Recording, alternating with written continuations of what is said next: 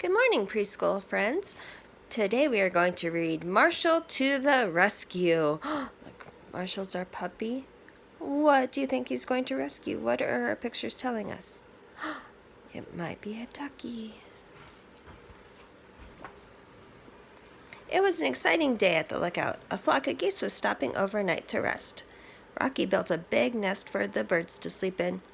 Rubble used his shovel to fill the nest with bread for them to eat. Marshall was so excited he accidentally tumbled into the nest. "The geese are coming!" he shouted. The geese flew in and landed honking happily. Honk, honk! They started pecking at the pieces of bread right away. One tired goose settled down into the nest to relax. "She likes your nest, Rocky," Ryder said, patting the pup on the head. Rocky smiled, proud of his good work. But a baby goose wandered away from the nest of the flock. He waddled into a blue bucket and rolled down a hill. Oh my goodness. "I'll get him," Marshall announced, racing after the bucket. But as he ran, his feet got tangled up. Marshall and the little gosling ended up bouncing down the hill. Kind of like Jack and Jill, huh? Jack and Jill. When they reached the bottom, they were both a little dizzy. The gosling's eyes rolled around. "Are you okay, fuzzy little guy?" Marshall asked. "Cheep, cheep," the goose replied with a nod. "Hey," Marshall exclaimed. "Fuzzy is a great name for you." He nudged the gosling with his nose. "Back to your family, Fuzzy." Marshall took Fuzzy back up to the lookout. "Nice work, Marshall," Ryder said. Marshall introduced the little goose to the rest of the Paw Patrol. Fuzzy liked all the pups, but Marshall was definitely his favorite. Sky chuckled. "Marshall, it looks like you have a new BGFF. Best goose friend forever." All the pups laughed. For the rest of the day, the two friends did everything together. The little goose followed Marshall wherever he went. When Marshall washed his fire truck, Fuzzy polished the window with his tail feathers. Until Marshall accidentally washed the goose with his hose. "Oops," Marshall said. "Sorry, Fuzzy." Do you guys like playing with the hose? That evening, Marshall walked back to the nest with Fuzzy on his head.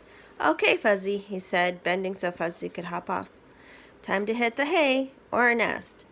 Fuzzy jumped up and down on Marshall's head. "Cheep, cheep."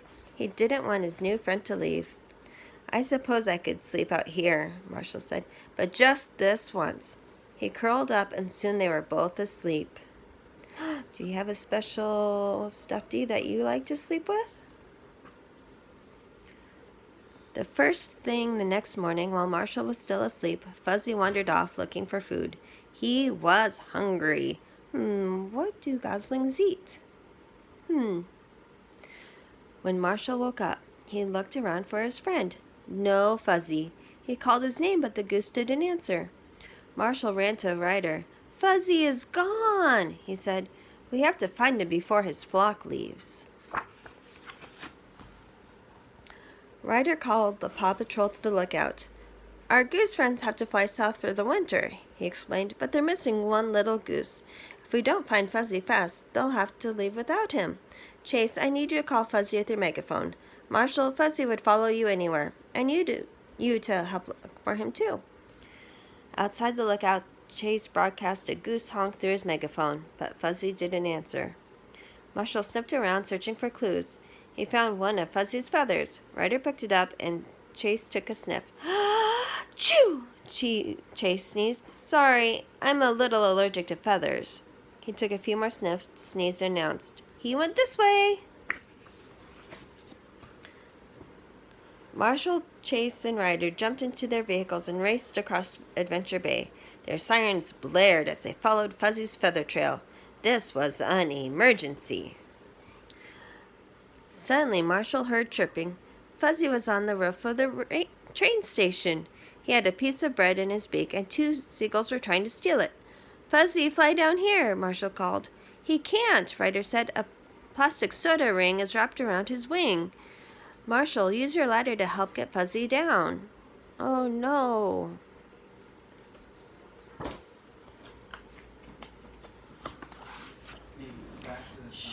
Marshall extended the ladder on his fire truck, which scared away the seagulls. He climbed up the ladder, but Fuzzy slipped on the edge of the roof and fell off. "Use your helmet," Ryder cried. Marshall caught Fuzzy in his fire helmet. "Sweet catch, Marshall," Ryder cheered. "Now let's get this off you," Ryder said, carefully pulling the plastic ring from Fuzzy. He was free again. Yay! The gosling flapped his wings, flew into the air, and landed on Marshall's head. Marshall laughed. The Paw Patrol raced back to the lookout. They had to get there before Fuzzy's flock flew away. But they were too late. The geese had just left. Fuzzy would have to flap fast to catch up with them. Fuzzy didn't want to go, and Marshall didn't want him to go either.